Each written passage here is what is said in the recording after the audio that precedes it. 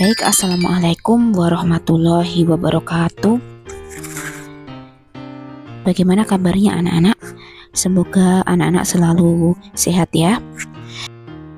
Baik anak-anak, pada kesempatan kali ini kita akan melanjutkan untuk mempelajari materi pada bab keberagaman masyarakat Indonesia dalam Bhinneka Tunggal Ika. Kalian sudah mempelajari 3 keberagaman masyarakat Indonesia, yaitu yang pertama keberagaman suku, yang kedua keberagaman agama, yang ketiga keberagaman ras, dan yang keempat yang akan kita pelajari pada kesempatan kali ini adalah keberagaman antar golongan. Nah, silakan anak-anak menyimak baik-baik video berikut ini sampai selesai ya, supaya anak-anak memahami tentang keberagaman antar golongan di Indonesia. Nah, anak-anak, masyarakat Indonesia adalah masyarakat yang multikultural. Apa itu masyarakat multikultural?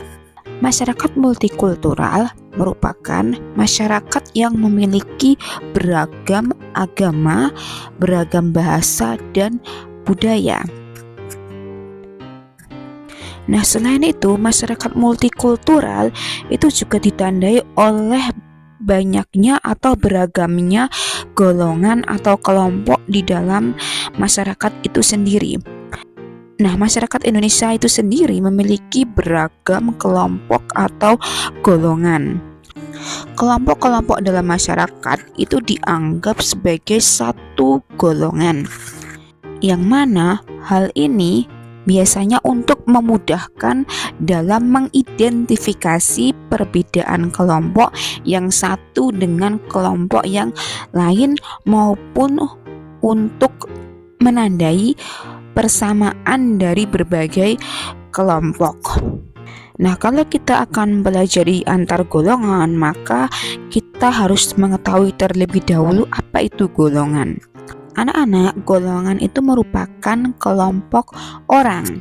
Secara umum, keberagaman golongan merupakan keberagaman kelompok orang atau masyarakat.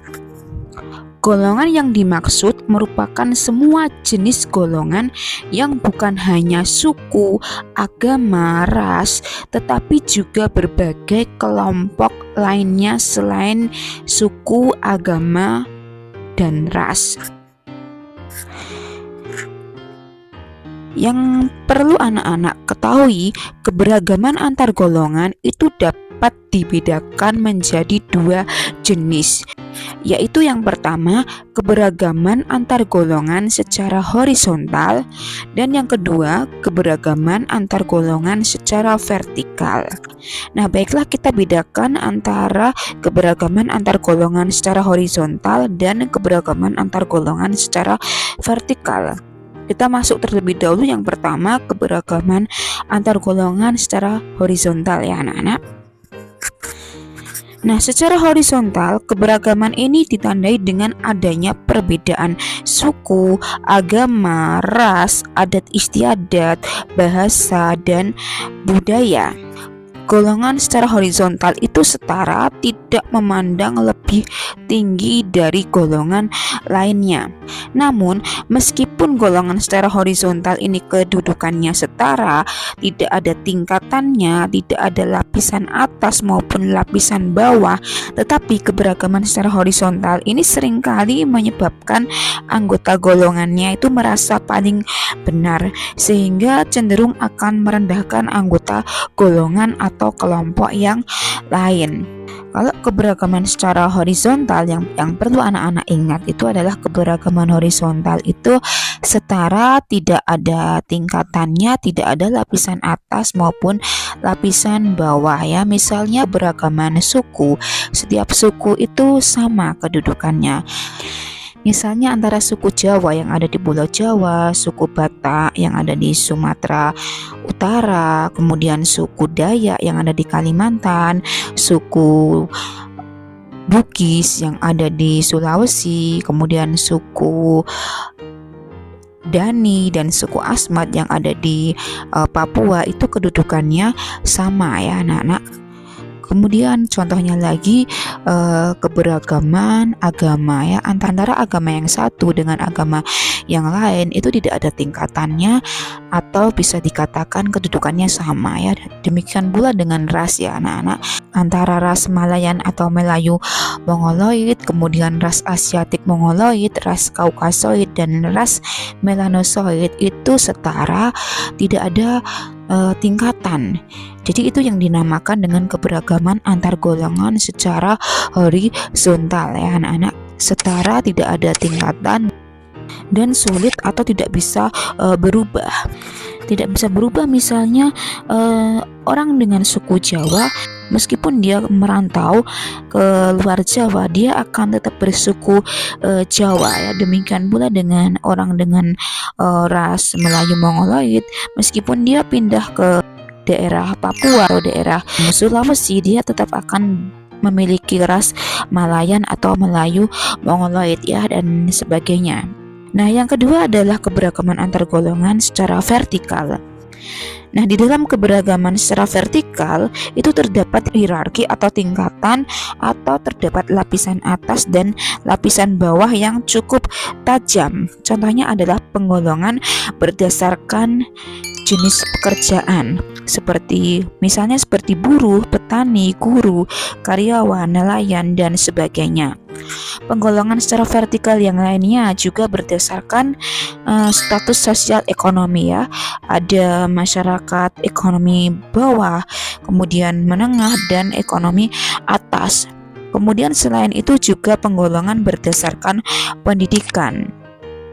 Ada seorang yang pendidikannya tamat SD atau sekolah dasar, tamat SMP, tamat SMA, kemudian ada yang diploma atau sarjana, ada yang pendidikannya sampai pasca sarjana hingga doktor ya. Kemudian selain itu juga ada penggolongan berdasarkan jabatan ya, misalnya dari kepala desa, kemudian jabatan di tingkat kecamatan, camat, kemudian jabatan di tingkat kabupaten atau kota ya, ada bupati atau wali kota, kemudian ada jabatan di tingkat provinsi yaitu gubernur sampai dengan presiden ya.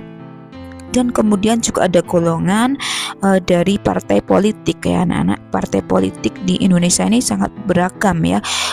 Nah, keberagaman antar golongan secara vertikal itu terjadi karena adanya suatu kebutuhan dan pilihan dari masing-masing individu ataupun kelompok.